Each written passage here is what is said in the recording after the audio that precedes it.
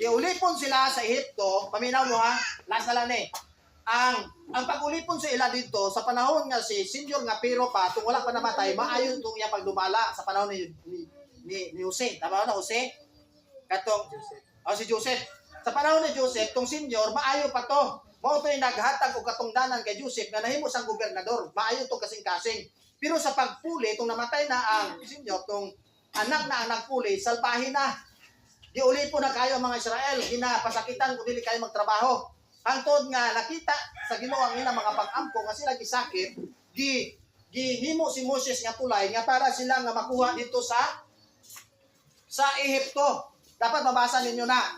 So sa panahon nga gikuha sila, daghan pa to mga proseso nga gihimo sa Ginoo dito sa Ehipto kay ang mga tao dito masinupako na.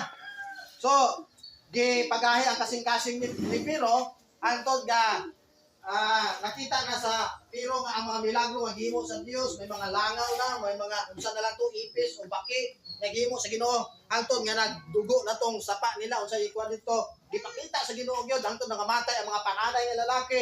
Gipakita gyud sa Ginoo ang gahom niya dito nga dapit. Pero wala gid nataro ang kasing-kasing sa Pero, no? Dahil gyud kaayo. So grabe ha ang milagro sa ato karon.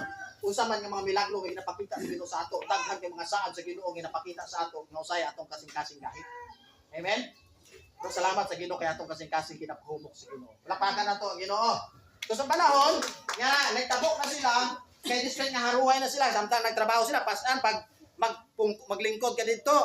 Nga relax na ka, kapoy kayong bukat yung trabaho. Relax ka, siyempre singuton kay. Pag makita ka maglingkod, bunalan ka. Amen. Yan ang lingkod-lingkod ka na, bunalan ka, latusong ka. Trabaho yung ka.